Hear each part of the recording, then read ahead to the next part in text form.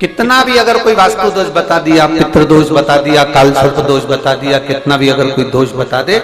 तो पीपल का जो जल वृक्ष में से झड़ता है, कभी कभी आप उसके नीचे हाथ रखकर देखना, थाली रखकर देखना, उसमें पत्थर पर देखना, तो वहां पर भी पानी के निशान आपको मिलेंगे, बूंद के निशान मिलेंगे।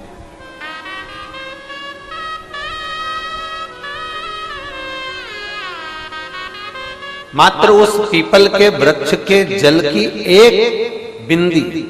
एकमात्र बिंदी, शंकर भगवान का जो शिवलिंग है, जलाधारी है, चरण है, गणेश कार्तिकेय का स्थान है, अशोक सुंदरी का स्थान है, और प्रत्येक जलाधारी में से पानी बीच में से आकर नीचे की ओर गिरता है, नीचे की ओर गिरता है।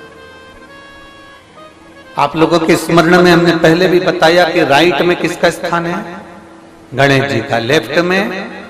कार्तिकेय, बीच में अशोक सुंदरी। ये क्या है? पार्वती जी का हस्त कमल, शिवलिंग, और ऊपर से जो जल एक एक बूंद शंकर जी के शिवलिंग पर गिर रहा है, वो शंकर जी की 5 लड़कियां, जया, विषहरा, शामलीवारी, दौतली और देव, शंकर जी की 5 लड़कियों, एक एक बूंद पानी शिव जी पर गिरा। जहां जल नीचे गिरता है, उस स्थान से जहां तक जल बहकर जा रहा है, उस स्थान तक 33 कोटि देवताओं का स्थान, 33 कोटि देवताओं का स्थान। अब जहां पानी आया, जहां नीचे गिरा, उसके बीच में जो स्थान होता है, आप लोगों ने देखा है कि नहीं देखा? जिनने देखा है जरा हाथ उठाओ। ये पानी जैसे यहां तक आया और यहां के बाद नीचे गिरेगा, तब वो नाली के माध्यम से बाहर जाएगा। तो जितनी दूर यहां से वो नीचे की ओर जो गिर रहा है, यहां से वो नीचे की ओर जो पानी जा रहा है, ये जो स्थान होता है,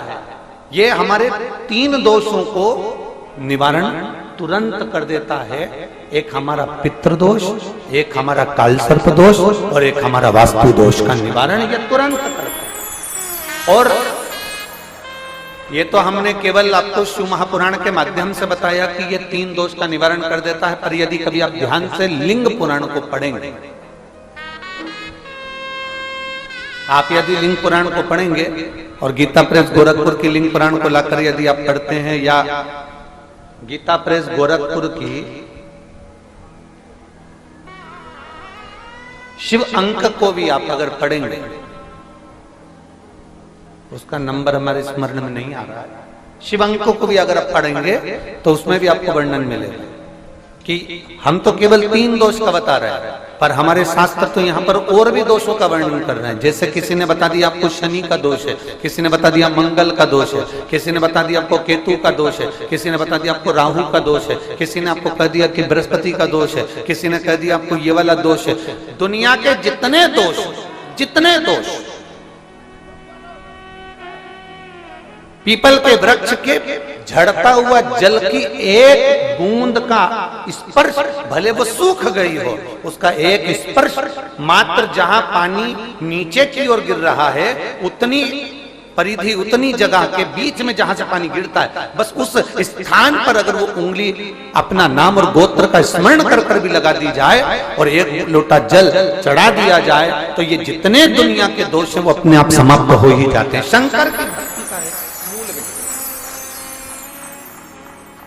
बोल बम का नारा है। और अच्छे से समझ लो, जरा ध्यान में आ जाए आप लोगों के, नहीं तो गलत कर बैठो तो बहुत स्मरण रखिएगा। शिवलिंग जलाधारी, जलाधारी में से पानी बहता है, नीचे की ओर जाता है। जितना मोटा शिवलिंग की ये जलाधारी होती है, उसमें से पानी जहां नीचे गिरता है, जितनी भी मोटी हो, उसमें कहीं पर भी आप बिंदी लगा सकते, कहीं उस स्थान पर आप कहीं पर भी उस बिंदी को लगा सकते। कोई कह दे तुमको कि तुम्हारा मंगल गड़बड़ है, कोई कह दे तुमको तुम्हारा राहु गड़बड़ है, कोई कह दे तुमको तुम्हारा केतु गड़बड़ है, कोई तुमसे कह दे तुम्हारा बृहस्पति गड़बड़ है, तो समझ लेना कि हमारे ग्रह की दशा को सुधारने के लिए ये जो स्थान है, बस उस स्थान पर एक बिंदु